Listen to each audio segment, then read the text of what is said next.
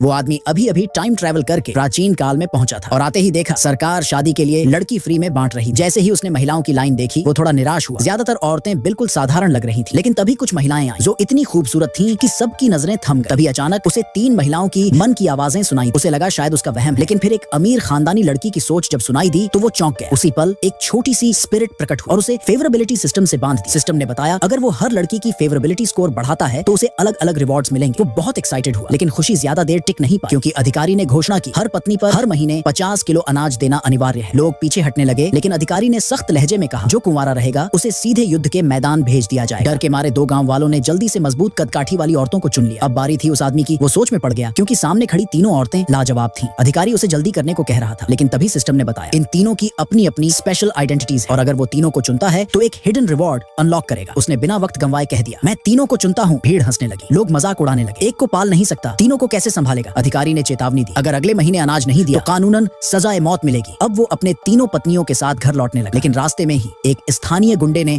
उसकी एक पत्नी को छेड़ने की कोशिश की। उस आदमी ने तुरंत अधिकारी को बुलाया और गुंडे पर इल्जाम लगाया ये आदमी देश की जनसंख्या बढ़ाने की योजना में बाधा डाल रहा है। अधिकारी ने गुंडे को डांटा तो वो घबरा कर बोला मैं तो बस मजाक कर रहा था। थोड़ी देर बाद वो आदमी तीनों पत्नियों को लेकर अपने घर पहुंचा, लेकिन जैसे ही उन्होंने घर देखा सभी के चेहरे उतर गए। जनरल की बेटी शक भरी निगाहों से उसे घूरने लगी। अमीर खानदान की लड़की सच में शुक्रगुजार क्योंकि उसे पता था अगर ये आदमी उसे न चुनता तो उसे सीधे सैन्य शिविर भेज दिया जाता। उसने वादा किया कि वो शांतिपूर्वक उसके साथ रहेगी, लेकिन राजकुमारी ने तो सीधे ताना मार दिया इस हालत में तो तू 3 दिन में भूखा मर जाएगा। तभी तीनों के पेट से एक साथ भूख की आवाजें आने लगी। आदमी भागकर कुछ पकाने गया, लेकिन जैसे ही उसने बर्तन खोला अंदर सिर्फ एक जंग लगा चम्मच था। उसने तुरंत सिस्टम को बुलाया और पॉइंट्स के बदले खाना मांगा। अगले ही पल उसके सामने इंस्टेंट नूडल्स का पहाड़ लग गया। वो खुशी से झूम उठा। उसने बड़े प्यार से सबको एक बड़ा बर्तन परोसा। सबसे पहले अमीर लड़की ने छका और कहा वाह इसका स्वाद तो कमाल का है। रात होते होते जब सब सोने की तैयारी कर रहे थे वो गुंडा दोबारा घर में घुसा। उसे पता था कि ये आदमी गरीब है, इसलिए उसने आधा बोरा सड़ा हुआ अनाज आगे रख दिया और बोला मुझे एक रात के लिए राजकुमारी चाहिए। और इससे पहले कि आदमी कुछ कहता गुंडे ने सड़ा हुआ अनाज जबरदस्ती उसके हाथ में थमाया और राजकुमारी को खींचने की कोशिश की। आदमी ने बिना समय गंवाए एक डंडा उठाया और सीधा गुंडे को जमीन पर गिरा दिया। अमीर लड़की की फेवरेबिलिटी सीधा 30 तक बढ़ गई, यहाँ तक कि जनरल की बेटी की भी 2 पॉइंट बढ़ गई। गुंडा गुस्से से पागल हो गया। उसने तुरंत अपने साथियों को बुलाया, लेकिन सबके सब जनरल की बेटी ने अकेले ही हरा दिया। अगले दिन